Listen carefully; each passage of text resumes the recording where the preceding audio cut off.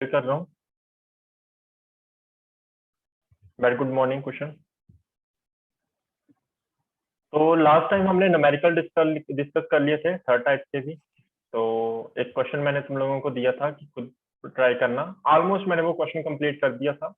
फिर भी जिसने नहीं किया था मैं एक बार उसको सॉल्व करके आपको दिखा देता हूँ। कुछ स्टूडेंट्स ऐसे होते हैं, मैं भाई जितना आपको स्क्रीनशॉट देता हूँ बस उतना ही करते हैं। अरे ध्यान से देखो, पूरा लेक्चर अच्छे से अटेंड करा करो, उसको देखा करो कि लास्ट में मैंने उसको सॉल्व नहीं किया होता, आपके लिए छोड़ा होता है। आपने भी बस उतना सा लिख के मुझे सेंड कर देते हो, मेरा होमवर्क हो गया। ऐसा नहीं है, ये होमवर्क नहीं देता मैंने। अभी तो आपको होमवर्क दिया ही नहीं है मैंने। होमवर्क क्या होता है कि आपने वो खुद परफॉर्म करना है घर जाके। ये तो सारा का सारा मैं क्लास में पढ़ाता हूँ, ये आपका होमवर्क कैसे हो गया? ये आपको अपनी कॉपी को मेंटेन करना है। वो आप चाहे लेक्चर अटेंड करते करते कॉपी मेंटेन करो, चाहे घर जाके करो, चाहे रात को करो, चाहे दिन को करो, वो आपके ऊपर है। तो आप लोग इसको होमवर्क मत समझा करो। पहली बात तो ये है, होमवर्क तो मैं देता ही नहीं हूँ अभी। होमवर्क ये होता है जब मैं पढ़ा रहा हूँ, बीच में मैंने एक क्वेश्चन आपको दे दिया करने को, उसे हम बोलते हैं होमवर्क। ऐसे छोटे बच्चों की तरह क्यों बिहेव करते हो? अभी 11th क्लास पहुंच चुके हो तुम लोग। चलिए, और जिसका माइक ऑन है वो माइक को ऑफ कर लो। सोनिया, माइक ऑफ करो।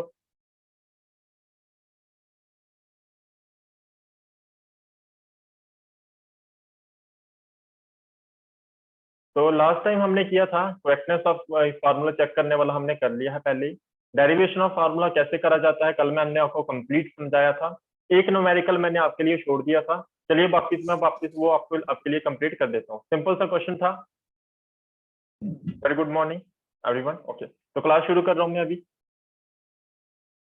तो आपका क्वेश्चन क्या था, एक बार मैं वापिस से रिपीट कर देता हूँ उस क्वेश्चन को। जिन्होंने किया था एक बार चेक कर लो उनका कहाँ पे एरर था। एक दो स्टूडेंट्स का गलत भी आंसर आया हुआ था। Very good morning Calvin. Okay fine. तो क्वेश्चन क्या था? The frequency of vibration of string depend upon length, length के ऊपर डिपेंड करता है। टेंशन टी के ऊपर डिपेंड करता है। And mass per unit length.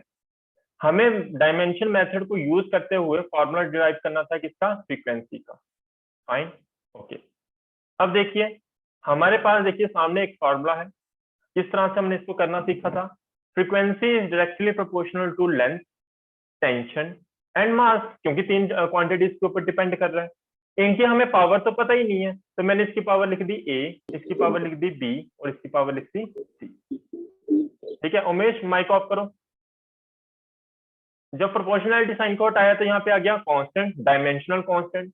हमें इसकी डायमेंशन भी पता है जो कि क्या होती है? एल होती है। टेंशन की क्या थी? m1 l1 t-2। और m क्या आपका? मास पर यूनिट लेंथ, जिसकी डायमेंशन क्या लिखी थी हमने कल? ये देखिए m1 l-1 t0। और आपका f यानी कि फ्रीक्वेंसी, फ्रीक्वेंसी की डायमेंशन क्या होती है? m0 l0 t-1। फिर उसके बाद हमें क्या करना होता है? इसको कंपेयर करना होता है। ये मैंने बाय द वे आपको होमवर्क दिया था। चलिए मैं इसको सॉल्व करवा देता हूँ जिन्होंने नहीं किया हुआ अभी तक। ओके, कैसे करेंगे? करते हैं हम इसको। फ्रीक्वेंसी का डायमेंशन फॉर्मूला लिख लिया। के का डायमेंशन तो होती ही नहीं है तो इसका नहीं लिखेंगे। एल का डायमेंशन फॉर्मूला लिख लिया, L1 होता है। टेंशन का टी का यानी कि कितना dimension formula? m1 l1 t-2। And mass per unit length का कितना? m1 l-1 t0। ये हो गया आपका डायमेंशन फॉर्मूला। इसकी पावर कितनी? ए। टेंशन की कितनी थी? B. And mass per unit length की कितनी थी? C. Pallavi, mike, Tamanna mike off करो।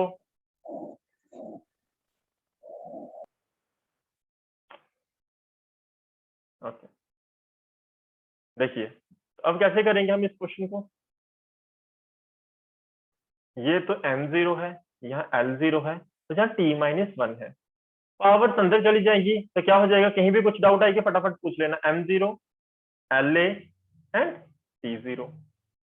सिमिलरली b अंदर जाके मल्टीप्लाई होगा। सॉरी मैंने ध्यान नहीं दिया। ओके कोई बात नहीं। तो m की पावर कितनी हो जाएगी? b। l की पावर कितनी हो जाएगी? b। एंड t की पावर कितनी हो जाएगी? -2b। सिमिलरली अंदर जाके c मल्टीप्लाई होगा तो क्या हो जाएगा? m की पावर c, l की पावर -c और t की पावर कितनी? 0। ये बात समझ आ रही होगी तुम लोगों को। उसके बाद पावर अंदर जाके मल्टीप्लाई हो रही है, कैसे हो रही है पता चल रहा है ना? कल भी बताया था मैंने तुम लोगों को लास्ट लेक्चर में।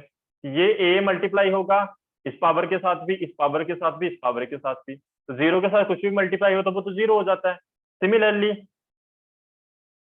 हमने क्या दिखा, हमने देखा b को भी ऐसे अंदर जाके मल्टीप्लाई हुई है, ये b, ये अंदर जाके मल्टीप्लाई हुई इसके साथ, इसके साथ और इसके साथ, तो यहाँ b आ जाएगा, वन के साथ b मल्टीप्लाई हुआ, b आया, और टू के -2 के साथ b मल्टीप्लाई हुआ, तो क्या आ गया, -2b आ गया। इस तरह से हमने ये सारा स्टेप करे हुए हैं। Fine, okay. इक्वल्स टू, अब bases are same, powers are added, तो m को पकड़ लो, यहाँ पे m है, यहाँ पे भी m है, और यहाँ पे भी m है, bases are same, powers are added, तो क्या हो जाएगा, m0 plus b plus c। अब लेंथ को देख लो, l की पावर इधर कितनी है, a, इधर कितनी है b, और उधर कितनी है -c। इस तरफ देखो t की पावर कितनी है 0, इधर कितनी है -2b, और उस तरफ कितनी है +0। फाइन, आगे बढ़ते हैं। m0 l0 t-1 equals to, यहाँ क्या बचेगा, आपकी m की पावर b प्लस c बचेगी, तो इधर कितनी बचेगी a plus b minus c बचेगी, और इधर कितनी बचेगी -2b बचेगी। कोई प्रॉब्लम है यहाँ पे किसी को, कोई डाउट है किसी को? ओके, अब तुम लोग अनम्यूट कर सकते हो अपनी तरफ से, कोई भी फालतू में ऐसे अनम्यूट करके मत छोड़ा करो। अब नेक्स्ट स्टेप क्या होता है, होमोजेनिटी प्रिंसिपल यूज करते हैं हम लोग। होमोजेनिटी प्रिंसिपल से क्या होता है, m जो m की डायमेंशन होगी वही वही इस तरफ होगी, मतलब क्या, होमोजेनिटी प्रिंसिपल के मुताबिक ये होगा m0 equals to mb plus c होगा, और इस तरफ l0 था इक्वल्स टू के दूसरी तरफ क्या था, l a plus b minus c होगा, एंड लेफ्ट साइड क्या था, t की पावर कितनी -1, और उस तरफ कितनी t की पावर -2b, ये होगा। ये बात समझ आ गई कि नहीं आई, कैसे कर दिया मैंने ये? सर लास्ट का समझाना। हाँ बिल्कुल, लास्ट में क्या किया हम लोगों ने, होमोजेनिटी प्रिंसिपल यूज किया। होमोजेनिटी प्रिंसिपल में क्या होता है, जैसे हमने कल किया था, ये वाला जो m है और ये वाले m को हमने कंपेयर कर लिया, ठीक है बल्लभी? तो इस तरफ क्या था, लेफ्ट तरफ क्या था, m की पावर 0, और इस तरफ क्या थी पावर, m की पावर b प्लस c थी। बात समझ आ रही है? ओके, लेफ्ट तरफ देखो l की पावर कितनी थी, 0 थी, तो मैंने वही लिखा हुआ है, और राइट तरफ क्या था, l की power a plus b minus c थी, वही लिख दिया मैंने, कोई प्रॉब्लम नहीं है। सिमिलरली t की पावर कितनी थी, -1 थी, और इस तरफ कितनी थी, t की पावर -2b थी, वही लिखा हुआ यहाँ पे। क्या समझ आ गई बात ये? Yes sir. ओके, नेक्स्ट देखते हैं। अब हम पावर्स कंपेयर करेंगे, इस तरफ भी m है और इस तरफ भी m है। पावर क्यों कंपेयर कर रहे हैं, क्योंकि डायमेंशन सेम रहती है होमोजेनिटी प्रिंसिपल के मुताबिक, यानी कि इस तरफ 0 है और इस तरफ क्या है b प्लस c, तो कंपेयर कर लो, तो क्या हो जाएगा आपका b plus c equals to 0, और इस तरफ कंपेयर करो इस पावर को और इस पावर को, क्या आ जाएगा बताओ मुझे, a plus b minus c equals to 0 आ जाएगा।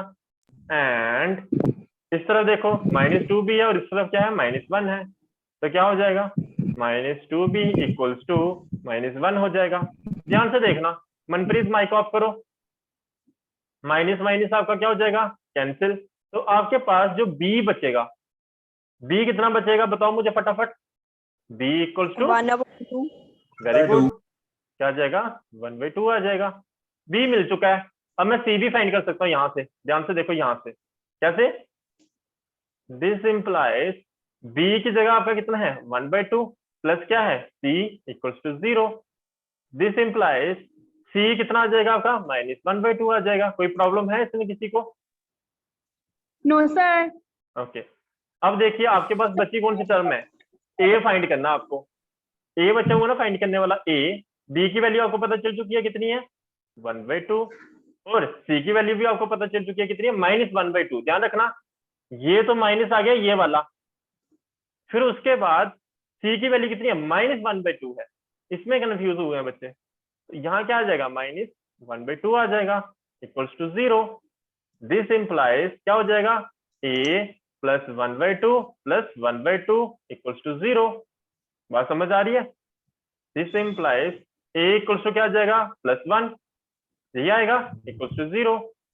दिस इंप्लाइज a कितना आ जाएगा आपका -1। क्या ये बात क्लियर हुई कि नहीं हुई? Yes sir.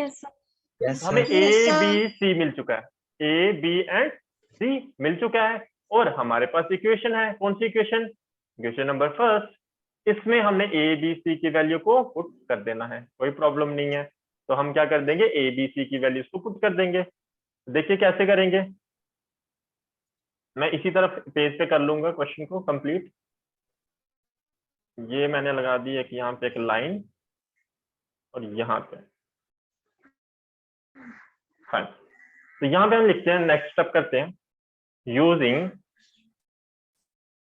Values of A B and C. किसमें? In equation first. तो क्या हो जाएगा frequency? F equals to K L की पावर कितनी बताओ? एल की पावर ए है, और ए की वैल्यू कितनी निकाली हमने जस्ट अभी? -1। -1. सी बताओ कितना है? बी, बी की वैल्यू कितनी निकाली हमने बताओ मुझे? 1/2। एंड एम की सी, और एम की पावर क्या है? सी, और एम की पावर कितनी है? सी की वैल्यू कितनी है? -1/2। Very good. तो एफ इक्वल्स टू क्या आ जाएगा? के पावर नेगेटिव है, तो उसको जिसकी पावर नेगेटिव है तो उसको हम क्या कर लेते हैं? रेसिप्रोकल। तो एल कहाँ चला जाएगा? डिनोमिनेटर में। और ये एम भी क्या हो जाएगा? ये देखो टी की पावर कितनी है? 1/2, और एम भी कहाँ चला जाएगा? डिनोमिनेटर में। क्या हो जाएगा? 1/। क्या ये कैसे लिख दिया, समझ आई सभी को? यस सर, रेसिप्रोकल कर दिया। Very good. So this Yes, implies F equals to K upon L। तो इसको देखो कैसे लिख सकता हूँ मैं, ऐसे लिख सकता हूँ square root of T upon M। ये कैसे लिख दिया पता चला? Yes sir. ओके, तो ये हमारा आंसर था। क्या सभी का आंसर आया था? ये काफी सारे सर कैसे स्टूडेंट्स। बताना? क्या हुआ? ये देखो क्या किया मैंने, कैसे ध्यान भैया? देखो। ये वाला स्टेप देखो, नेक्स्ट स्टेप, इसको ऐसे भी आगे एक और स्टेप मैं इसके अंदर ऐड कर रहा हूँ। देखिए, इक्वल्स टू के अपॉन एल। इसको मैं ऐसा लिख सकता हूँ टी अपॉन एम। इसकी पावर भी 1/2 है, इसकी पावर भी 1/2, तो मैं ऐसा लिख सकता हूँ पावर ओवरऑल कितनी है? 1/2 लिख सकता हूँ सोनिया ऐसा? Yes Yes, sir, sir. Both by 2 है ना? Very good. तो दोनों की पावर, किसी भी की पावर 1/2 हो तो उसको हम क्या लिखते हैं? जैसे 2 की पावर 1/2 हो तो इसको क्या लिखेंगे? √2। इसकी पावर क्या लिखेंगे? रूट कर देंगे इसको। तो सिमिलरली इसकी ओवरऑल पावर कितनी थी? 1/2, तो इसको ओवरऑल मैंने क्या ले लिया? स्क्वायर रूट ले लिया। वही तो किया। समझ आ गई बात? सोनिया हो गया क्लियर? Yes sir. हो सर गया यहाँ सर। पे 2 कहाँ गए फिर? कौन सा 2? ये वाले जो नीचे है, a + 1/2 + 1/2 आपने सीधा लिख दिया ना, a + 1 = 0। हाँ हाँ, शाबाश, वेरी गुड, अच्छा क्वेश्चन। देखो, आपको मैं आधी टॉफी देता हूँ। आधी टॉफी दी मैंने मैंगो वाली, और आधी टॉफी दी मैंने आपको ऑरेंज वाली। तो आपके पास टॉफी कितनी हुई? 2 हुई ना 1 हुई?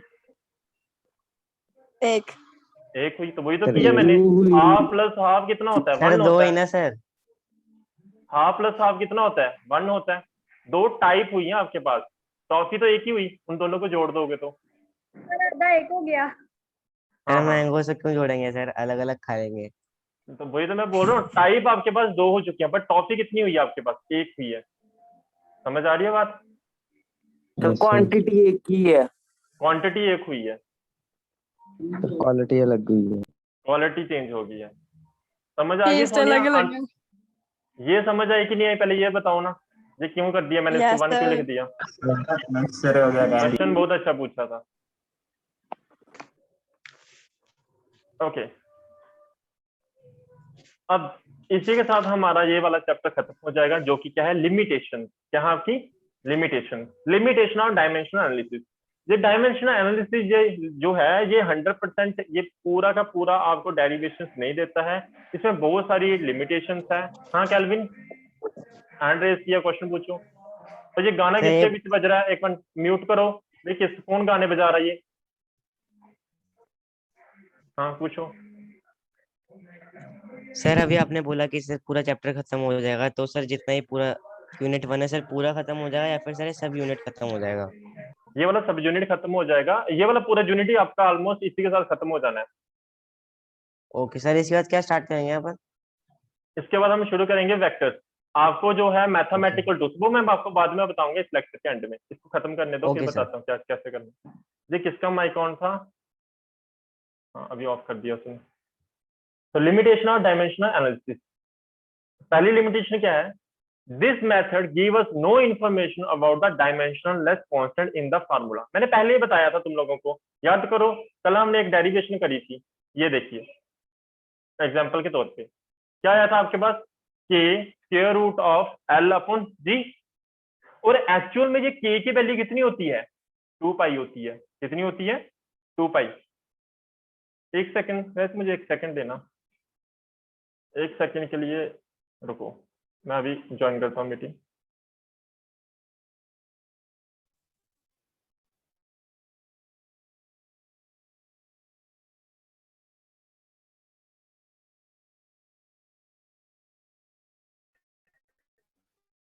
Please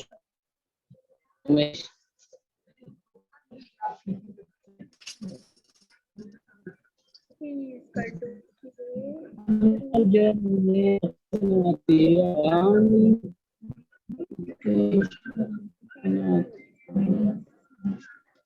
बस करो भाई, क्लास में आ जाओ। ओके तो मैं आपको क्या बता रहा था? मैं आपको ये बता रहा था कि ये देखो हमने एक कल जैसे फॉर्मूला जैसे आज भी किया, जैसे हमने ये फॉर्मूला ड्राइव करते हैं, ये के की जो वैल्यू है ना ये हमें पता ही नहीं है कितनी है एक्चुअल में होती कितनी है। आगे जाके हम डेरिवेशन करेंगे, ऑसिलेशन ऑफ वेव्स पढ़ेंगे, हम देखेंगे जो हमारे पास टाइम पीरियड का फॉर्मूला होता है वो होता है 2 pi under root L upon G. तो हमें यहाँ पे जब हमने डेरिवेशन की, क्या मुझे हमें के की वैल्यू पता चली थी? नहीं चली। के हमने बोल दिया कांस्टेंट है, कितनी वैल्यू इसकी वो हमें पता नहीं चली। कब नहीं चली? जब हमने डायमेंशनल एनालिसिस मेथड को यूज किया डेरिवेशन करने के लिए। तो ये हमें प्रॉब्लम देखने को मिलती है इस मेथड से। जब भी हम डायमेंशनल एनालिसिस मेथड को यूज करते हैं तो ये जो डायमेंशनल लेस कांस्टेंट होता है इसकी एग्जैक्ट वैल्यू हमें नहीं पता होती है। ठीक है, तो पहली लिमिटेशन हमें यही देखने को मिल जाती है किसके अंदर? लिमिटेशंस ऑफ डायमेंशनल एनालिसिस के अंदर। जैसे एग्जांपल के तौर पे कि 1 के की वैल्यू 1 है, 2 है, 3 है, 4 है, या पाई है, या ई है, क्या है? ई एक्चुअली एक्सपोनेंशियल होता है। तो कितनी वैल्यू हमें एग्जैक्ट नहीं पता चलती किस केस में? डायमेंशनल एनालिसिस के केस में। दूसरा ये इसका लिमिटेशन जो है, if quantity depend upon more than 3 factors having dimension formula can not be drive. अब दूसरी प्रॉब्लम हमें यहाँ पे जो देखने को मिलती है, अभी तक जो हमने डेरिवेशन कर रहे थे आपने ध्यान दिया होगा सिर्फ हम किसको लेके कर रहे हैं? एम एल टी, इसको लेके डेरिवेशन करे जा रहे हैं। अगर इसके अलावा भी आपके कोई और डायमेंशन आ जाएंगी तो उस कंडीशन में हमें डायमेंशन को जो आपका फार्मूला होता है उसको ड्राइव करने में हमें प्रॉब्लम देखने को मिलना शुरू हो जाती है। जैसे एग्जांपल के तौर पे जैसे मैं हमने यहाँ पे लिखा हुआ है, because on equating the power of M L and T on either side of the dimensional equation we can obtain 3 equation from which only 3 unknown dimension can be calculated. क्या मतलब हुआ इसका? आपको एक बात पता होनी चाहिए। क्या पता होनी चाहिए? देखिए आपने जैसे क्वाड्रेटिक इक्वेशन पढ़ी होगी 10th क्लास में, तो वहां पे आपकी 2 इक्वेशंस होती थी, ऐसे करके 2 इक्वेशंस बनती थी। आप उसको अलग अलग मेथड से उसको सॉल्व करते थे, है ना। अलग अलग मेथड आपको सिखाए गए होंगे, सब्स्टिट्यूशंस, फिर आपके एलिमिनेशन मेथड, अलग अलग मेथड सिखाए गए जितने भी सीखे होंगे आपने, हम वहां पे नहीं जाएंगे। तो आपने एक चीज वहां पे नोटिस की होगी, वहां पे सिर्फ एक एक्स होता था और दूसरा क्या होता था? आपका वाई होता था। एक क्या होता था? एक्स होता था और दूसरा क्या होता था? वाई होता था। बाकी कांस्टेंट होते थे, उससे कोई मतलब नहीं है। तो मींस वेरिएबल कितने होते थे? वहां पे सिर्फ 2 ही होते थे। बताना क्या चाह रहा हूं मैं, जितने वेरिएबल्स होंगे उतनी आपकी क्या बनेगी? इक्वेशंस बनती हैं। जितने वेरिएबल्स होंगे उतनी ज्यादा आपकी क्या बनेगी? इक्वेशंस बनेगी। यहाँ पे हम कितने वेरिएबल्स यूज करते हैं? A B C, 3 variables use करते हैं तो 3 इक्वेशंस बनती हैं। लेकिन बोलता है कि अगर आपका कोई भी फार्मूला 3 से ज्यादा फैक्टर के ऊपर डिपेंड करना शुरू कर देगा, उस केस में हम फार्मूले को डिराइव नहीं कर पाएंगे। क्यों नहीं कर पाएंगे? क्योंकि आपके वेरिएबल ही आपके पास 3 पड़े हुए हैं। अगर वेरिएबल 3 है तो आपकी इक्वेशन 3 बनेगी, इक्वेशन 3 बनेगी तो आपको आंसर भी 3 मिलेंगे, ए बी सी ही मिलेगा। तो आपकी जो फार्मूला होगा वो डिपेंड कर रहा है 4 फैक्टर के ऊपर। यानी कि फॉर एग्जांपल आपका फार्मूला कुछ इस तरह से है, F equals to X L upon T Z, ऐसा कुछ फार्मूला है। तो कितने फैक्टर पे डिपेंड कर रहा है? 1 2 3 4, 4 फैक्टर पे डिपेंड कर रहा है। तो इस कंडीशन में आपके लिए ये डेरिवेशन करना थोड़ी सी मुश्किल हो जाती है। आपको कुछ ध्यान में नहीं रखना, आपको क्या समझना है, इतनी सी बात समझनी है।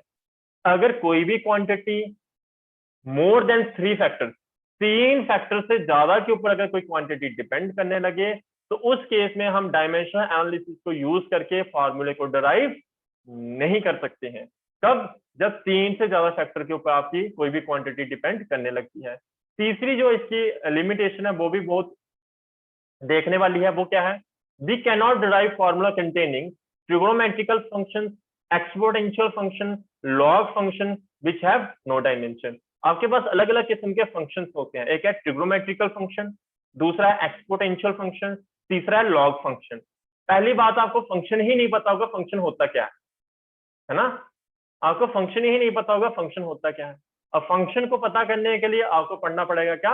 Mathematical tools.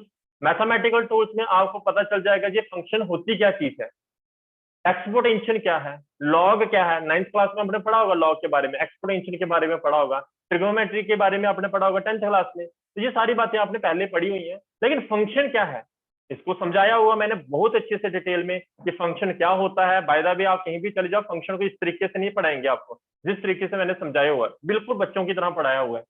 तो उसको देखने के लिए आपको फॉलो करना पड़ेगा मैथमेटिकल टूल्स। कैसे कैसे देखनी है लेक्चर्स, वो मैं थोड़ी देर में आपको गाइड करने वाला हूँ। लास्ट जो आपकी लिमिटेशन है वो क्या है?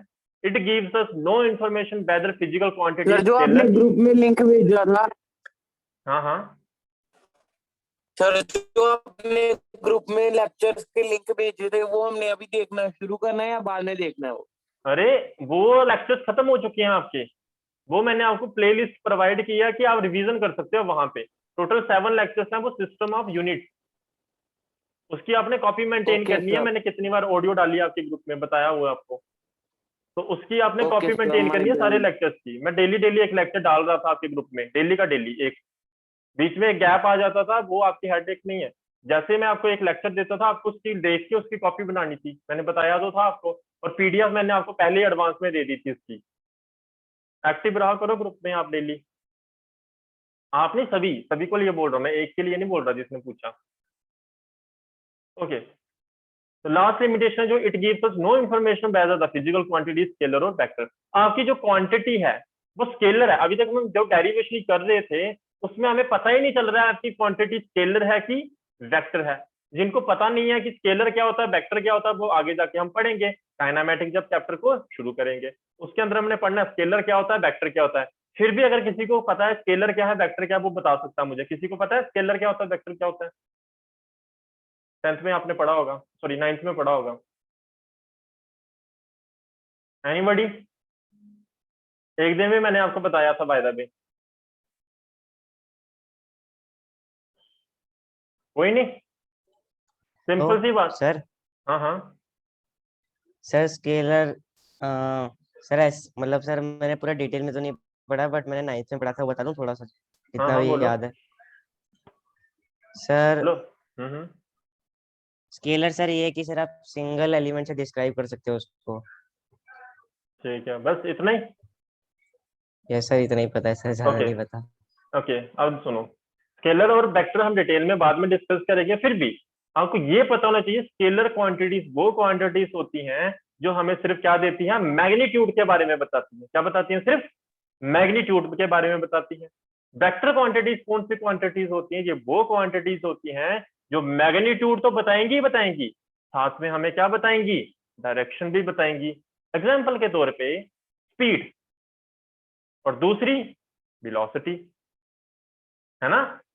स्पीड क्या होती है भाई? स्पीड होती है आपकी स्केलर क्वांटिटी, और वेलोसिटी क्या होती है आपकी? Vector quantity. Speed scalar quantity का मतलब क्या? ये सिर्फ मैग्नीट्यूड दिखाएगी कि आपकी गाड़ी की स्पीड 30 किलोमीटर पर हार है। ये डायरेक्शन नहीं बताएगी कौन सी डायरेक्शन में आपकी गाड़ी चल रही है। लेकिन वेक्टर क्वांटिटी क्या है? वेलोसिटी। जैसे एग्जांपल के तौर पे, तो आपकी गाड़ी की वेलोसिटी 30 किलोमीटर पर हार इन नॉर्थ डायरेक्शन। इसका मतलब क्या? ये क्या हुई आपकी? वेक्टर सर दोनों क्वांटिटी। बताती है ना? मैग्नीट्यूड तो बता ही रही है, साथ में डायरेक्शन भी बता रही है, तो क्या हुई है आपकी? वेलोसिटी हुई। तो स्पीड को आप वेलोसिटी में कन्वर्ट कर लो। कैसे? आपको स्पीड पता है, तो उसकी डायरेक्शन साथ में उसको जोड़ दो कोई तरीके से, तो आपको क्या बन जाएगी? वो वेलोसिटी बन जाएगी। क्या बात समझ आई? वेलोसिटी और इसमें स्पीड में difference, ultimately scalar and vector quantity के बीच में डिफरेंस पता चल गया सभी को? नहीं चला कोई बात नहीं, हम वापिस पढ़ेंगे काइनेमेटिक चैप्टर में। Fine, okay. Calvin raise the hand. Okay, पूछो कैल्विन। सर मैग्नीट्यूड क्या होता मैग्नीट्यूड है क्या सर? होता है? ओके, मैग्नीट्यूड क्या होता है ना, ये मैंने शायद आपके साथ पहले भी डिस्कस कर लिया। जैसे ये पेन है ना, ये पेन है आपका। पेन एक किस्म की क्या है आपकी? Physical quantity. मैग्नीट्यूड भी होता है जो हम नाप या तोलने के बताते हैं। वेरी गुड, हाँ पल्लवी शर्मा, वेरी गुड, यही होता है। देखिए देखिए, ये आपका पेन है ना। पेन आपकी एक किस्म की क्या है? Physical quantity. कोई भी फिजिकल, पहली बात, कोई भी फिजिकल क्वांटिटी जिसको हम मेयर, फिजिकल क्वांटिटी होती है जिसको हम क्या कर सकते हैं? मेयर कर सकते हैं, पहली बात। अब मैग्नीट्यूड क्या है? ये कोई भी चीज हो आपके पास, उसका साइज, उसकी क्वांटिटी, है ना, उसकी क्वांटिटी। आप लोग मैसेज ही करते रहो। साइज, क्वांटिटी, इनको साइज को क्या कर सकते हैं? हम मेयर कर सकते हैं। क्वांटिटी को हम क्या कर सकते हैं? मेयर कर सकते हैं। जैसे इस पेन की बात करूं, इस पेन की मैं लेंथ को मेयर कर सकता हूँ। इस पेन की जो लेंथ होगी उसको मैं मेयर कर सकता हूँ, मीन्स इसकी क्वांटिटी क्या होगी? इसकी लेंथ होगी। अब एक और बात आपको पता होनी चाहिए, जो आपका मैग्नीट्यूड होता है वो हमेशा क्या रहता है? कोई भी चीज का कांस्टेंट रहता है। ये बात भी आपको दिमाग में रखनी है। अभी सर को सुनो। अच्छा, अरे एक बात ध्यान में रखो भी, सारे मैसेज मुझे लिख रहे हैं, एक दूसरे को आप मैसेज जो कर रहे हो।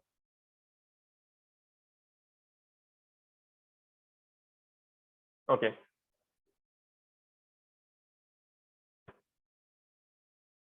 एक सेकंड रखो।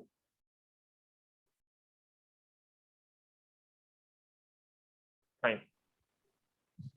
तो मैग्नीट्यूड के बारे में मैंने आपको क्या बताया? मैग्नीट्यूड क्या होता है? सिंपल सी वर्ड, कोई भी चीज जिसको हम क्या कर सकते हैं? मेयर कर सकते हैं। वो आपका साइज हो सकता है, वो आपकी क्वांटिटी हो सकती है, वो आपका वॉल्यूम हो सकता है। कोई भी फिजिकल क्वांटिटी जिसको हम मेयर कर पा रहे हैं वो आपका क्या है? मैग्नीट्यूड है। ठीक है, मैग्नीट्यूड जैसे मैंने आपको एग्जांपल दी जस्ट अभी, जैसे मेरा पेन है। अब इस बात को ध्यान में रखना है, मैग्नीट्यूड आपका हमेशा क्या रहता है? फिक्स रहता है। ऐसा नहीं है कि हर चीज का फिक्स। इस पेन की अगर मैं बात करूं, इसका पेन हमेशा क्या रहेगा? फिक्स रहेगा। इस पेन का, जैसे ये मोबाइल है, इसका साइज, इसका मैग्नीट्यूड हमेशा क्या रहेगा? फिक्स रहेगा। साइज की बात करो, इसकी लेंथ की बात करो, ब्रेथ की बात करो, किसी की बात करोगे, वो क्या रहेगा? हमेशा फिक्स रहेगा। तो मैग्नीट्यूड अल्टीमेटली कुछ नहीं बताएगा, ये आपको साइज के बारे में बताता है, क्वांटिटी के बारे में बताता है। सिंपल सी वर्ड इसके बारे में ये है। ठीक है, क्लियर होगी बात? और थोड़ी देर में अभी मैं आपको बताऊंगा कि आपने पढ़ना कैसे है। अब देखिए, कल तो आपका टेस्ट है, सारे स्टूडेंट सुनो टेस्ट किस तरह से होगा। उससे पहले मैं एक बार आपको गाइड कर दूं कि आपने पढ़ना कैसे है। अब एक आपका सब यूनिट बचा मैथमेटिकल टूल्स, और मैं पैरेलली शुरू करूंगा आपका kinematic. Fine, okay. Mathematical tools के मैं आपको रिकॉर्डेड लेक्चर्स प्रोवाइड करूंगा, और ये लेक्चर चलेंगे आपके लाइव। कौन से? काइनेमेटिक्स के। Fine, okay. Recorded lectures daily का आपने एक लेक्चर देखना होगा। मैं डेली यहाँ पे अनाउंस कर दिया करूंगा, आपको मैं एक प्लेलिस्ट प्रोवाइड कर दूंगा। किसकी? मैथमेटिकल टूल्स की। और मैथमेटिकल टूल्स की जो आप कॉपी लगाओगे, एक छोटी सी कॉपी लोगे, जो आप एक अपनी कॉपी बना रहे हो, उसके ऊपर मत करो मैथमेटिकल टूल्स को। एक छोटी सी कोई 10-15 रुपए वाली कॉपी आएगी मार्केट से, उसको ले आओ, उसके ऊपर आप बनाना शुरू कर दो मैथमेटिकल टूल्स को। ठीक है, उसके ऊपर जो डेली मैं एक आपको रिकॉर्डेड लेक्चर प्रोवाइड करूंगा, उसकी मैं प्लेलिस्ट आपको आज शेयर कर दूंगा आपके ग्रुप में। आज या कल शेयर कर दूंगा आपके ग्रुप्स में। उसको आपने सेव कर लेना अपनी यूट्यूब चैनल पे, फाइन। तो उसको सेव करने के बाद डेली मैं यहाँ पे अनाउंस कर दूंगा आज आपने ये वाला लेक्चर देखना है, उसको आपने फिर देखना ही है और साथ में अपनी कॉपी को मेंटेन करना है उसको। उसकी मैं पीडीएफ भी आपको आज ही प्रोवाइड कर दूंगा, जो पीडीएफ होगी उसकी जितना ही मैंने पढ़ाया होगा कंप्लीट वैसी हैंड रिटन आपको पीडीएफ मिल जाएगी उस नोट की, पूरे के पूरे नोट की, प्लस आपको लेक्चर्स भी मिल जाएंगे। लेक्चर्स डेली का डेली आपने एक देखना है, मैं डेली यहाँ पे क्लास में अनाउंस कर दिया करूंगा। जिस दिन बोलूंगा ये वाला लेक्चर देखना, उस दिन आपने उसी दिन वो वाला लेक्चर देख के अपनी कॉपी के ऊपर नोट कर लेना है। पीडीएफ भी आपके पास होगी, स्क्रीनशॉट लेने की भी कोई जरूरत नहीं पड़ेगी। ओके, तो ये तो चलता रहेगा आपका रिकॉर्डेड की फॉर्म में। उसके बाद यहाँ पे चल रही होगी आपकी काइनामेटिक, जो कि लाइव क्लास चलती है, जो कि डेली चलती है आपकी। जैसे ही ये आपकी रिकॉर्डेड क्लासेस खत्म हो जाएंगी, उसके बाद फिर मैं रखूंगा 3 या 4 क्लासेस आपकी, कौन सी, लाइव, जिसके अंदर आपकी मैं लूंगा डाउट, प्लस आपको करवाऊंगा थोड़े और न्यूमेरिकल करवाने से आपकी प्रैक्टिस अच्छे से हो जाएगी, जिससे आपकी कमांड बन जाएगी क्वेश्चन के ऊपर। यहां तक किसी को कोई डाउट है कि अभी कैसे करना है, कोई प्रॉब्लम आ रही है तो पूछ सकता है, फिर आगे मैं बताता हूँ आपका टेस्ट कैसे होगा कल। हाँ उमेश पूछो। सर आप टेस्ट किस हिसाब से लोगे? वो तो मैं बताऊंगा अभी, ये जो मैंने बताया ये पता चल गया ना सभी को? हाँ सर जी पता चल गया। सर ओके, आप बस 2 ही सब यूनिट्स चलोगे ना? अरे वो तो बताता हूँ, रुक तो जाओ पहले। ये यहाँ तक क्लियर हो गया ना सभी को, किसी को डाउट तो नहीं है? Yes no sir, clear. Okay, अभी टेस्ट की करते हैं बात। टेस्ट जो कि आपका कल है, पहले ही पता है आपके 3 सब यूनिट का टेस्ट है, ठीक है। जिसको नहीं पता है ग्रुप खोल के देखो, कल भी मैंने आपको इंटीमेट कर दिया था कि कौन कौन से सब यूनिट का टेस्ट है, ठीक। उसमें कोई प्रॉब्लम नहीं होनी चाहिए। होगा कैसे वो गाइड करता हूँ तुम लोगों को। देखिए आपका कल टेस्ट जो होगा, कितने बजे क्लास शुरू होती है आपकी? 11:50 पे, ठीक है।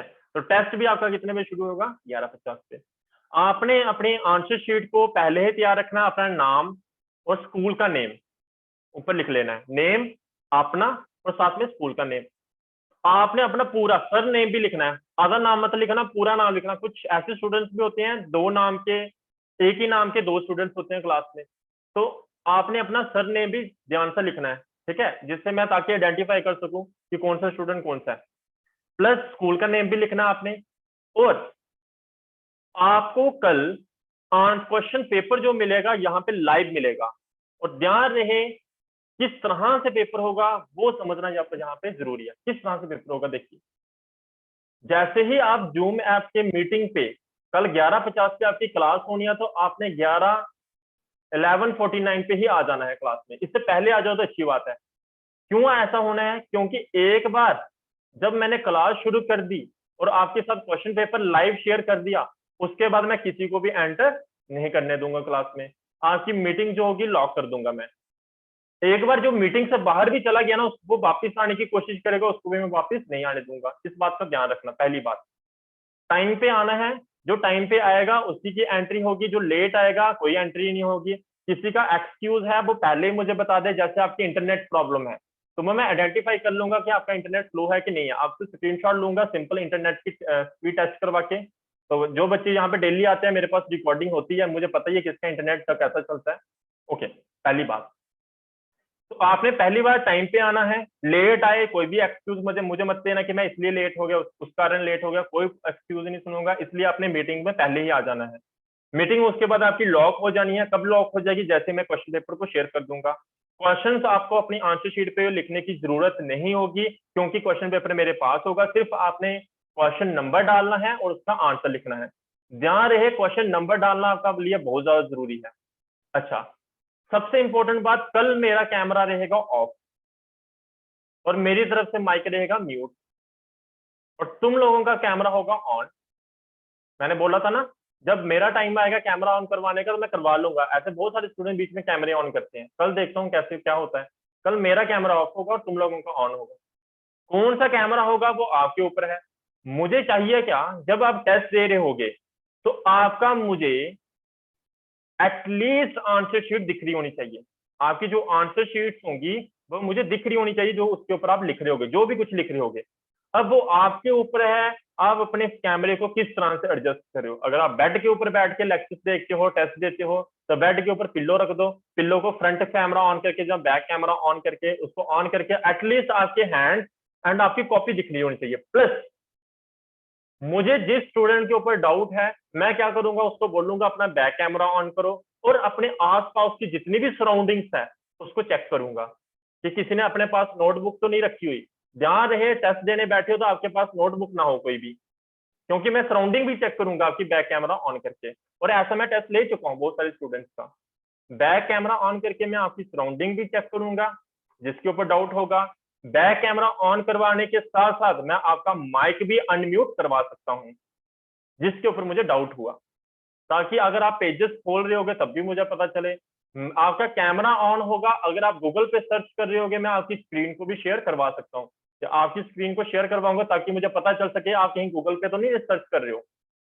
तो ये सारे आपके प्रोसीजर रहेंगे। फिर भी अगर आपकी कोई डाउट है तो पूछ लो मुझे कि किस तरह से आपने टेस्ट देना है। सर न्यूमेरिकल भी होंगे टेस्ट में। देखिए मैंने आपको 3 सब यूनिट्स दिए हैं, 3 सब यूनिट्स में जो भी जितना भी करवाया है उसमें से कुछ भी आ सकता है, इस बात को ध्यान में रखना। न्यूमेरिकल हो जो भी हो, जितना मैंने करवाया उस वहां से कुछ भी आएगा। जैसे डायमेंशनल एनालिसिस का पेपर है तो यहाँ से न्यूमेरिकल आना ही है, 100% आएगा, क्यों नहीं आएगा। पूछो उमेश क्या डाउट थी। सर बच्चे ऐसा भी कर सकते हैं ना कि कोई कॉपी आके पकड़ा गया, फिर से ले गया, फिर से पकड़ा गया, फिर से ले गया। वही तो मैं बोल रहा हूँ, डाउट होगा तो मैं कैमरा माइक को भी अनम्यूट भी करवा लूंगा। Okay sir. तो इस चीज का ध्यान रहे। तो आपका कैमरा कुछ कोई पकड़ाएगा तो उसको आना भी तो चाहिए ना कि मुझे क्या क्वेश्चन क्या आया हुआ है, क्या करना है क्या नहीं। तो माइक वगैरह मैं अनम्यूट करवा लेता हूँ, मुझे कोई प्रॉब्लम नहीं होती इस चीज से। तो इस चीज का ध्यान रहे, तो पढ़ के ही आना टेस्ट देने। तो इस लेक्चर को मैं यहीं पे बाइंड अप कर रहा हूँ क्योंकि टाइम हो चुका है। Okay sir. ओके कितने सर, मार्क्स का बाय। होगा? हम्म। कितने मार्क्स का होगा पेपर? वो पता चल जाएगा आपको कल। नियर अबाउट 15 मार्क्स का होगा। ठीक है।